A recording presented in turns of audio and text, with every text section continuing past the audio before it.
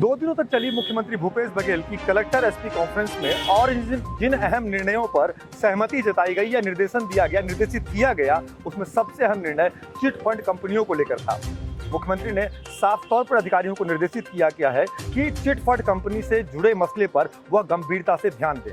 गौरतलब है कि कांग्रेस ने अपने घोषणा पत्र में भी चिट फंड कंपनियों द्वारा छत्तीसगढ़ के लोगों से लिया गया पैसा वापस दिलाने को लेकर अपनी प्रतिबद्धता दोहराई थी।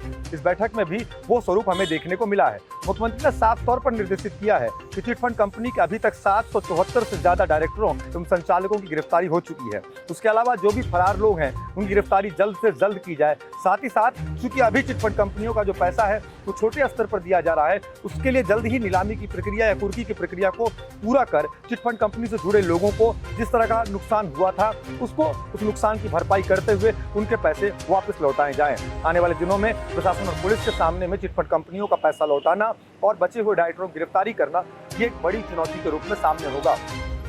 दूसरी अहम खबर बस्तर से है। नक्सल प्रभावित बस्तर के हिस्से में लगातार ये आवाज उठती रहती है कि जेलों में निरुद्ध उन आदिवासियों पर जिन्हें फर्जी तरीके से नक्सलवाद के मामले में फंसाया गया है, उनकी रिहाई को लेकर फास्ट ट्रैक कोर्ट के जरिए उनकी जल्द से जल्द रिहाई सुनिश्चित हो सके। इस मामले पर भी भूपेश सरकार ने इस बैठक में अपनी प्रतिबद्धता को दोहराने की कोशिश की है। हालांकि ये देखना दिलचस्प होगा कि महज ये हवाई बयान या निर्देशन बनकर नहीं रह जाता है, क्योंकि हमें याद है इससे पहले भी रमन सिंह की सरकार में निर्मला बुच कमेटी के सामने सरकार ने इस बात की तर्क को प्रस्तुत किया था कि वो जल्द ही जेलों में निरुद्ध उन आदिवासियों की रिहाई करेगी जो आदिवासी इस मामले में फर्जी तरीके से फंसाए गए हैं। लेकिन भूपेश सरकार इस प्रतिबद्धता को अपने घोषणा पत्र के जरिए दोहराने की कोशिश करते हुए सामने लेकर आई और अब उसके सामने भी उसकी सरकार का तीसरा साल पूरा होते होते ये चुनौती है कि उन आदिवासियों को वो जेल से बाहर निकाले जिन्हें किसी न किसी मामले में फर्जी तरीके से फंसाया गया है। मुख्यमंत्री भूपेश बघेल ने दोहराया है कि इसलिए उन जिलों में जिन जिलों में अभी तक फास्ट ट्रैक कोर्ट नहीं थे, वहां पर इस मसले को लेकर फास्ट ट्रैक कोर्ट की स्थापना की जाएगी और फास्ट ट्रैक कोर्ट के जरिए उन जिलों में जल्द से जल्द इन मामलों का निपटारा किया जाएगा। आने वाले दिनों में देखना होगा प्रशासन, कोर्ट और पुलिस के जरिए इन मामलों का निपटारा कितनी तेजी के साथ हो पाता है। टाइम 8 पर हम इस बैठक से जुड़ी दूसरी खबरों को लेकर भी आपके सामने हाजिर होंगे। आप हमारे चैनल को सब्सक्राइब करिए, लाइक करिए। धन्यवाद। 2 दिनों तक चली मुख्यमंत्री भूपेश बघेल की कलेक्टर एसपी कॉन्फ्रेंस में और जिन अहम निर्णयों पर सहमति जताई गई या निर्देशित किया गया, उसमें सबसे अहम निर्णय चिट फंड कंपनियों को लेकर था।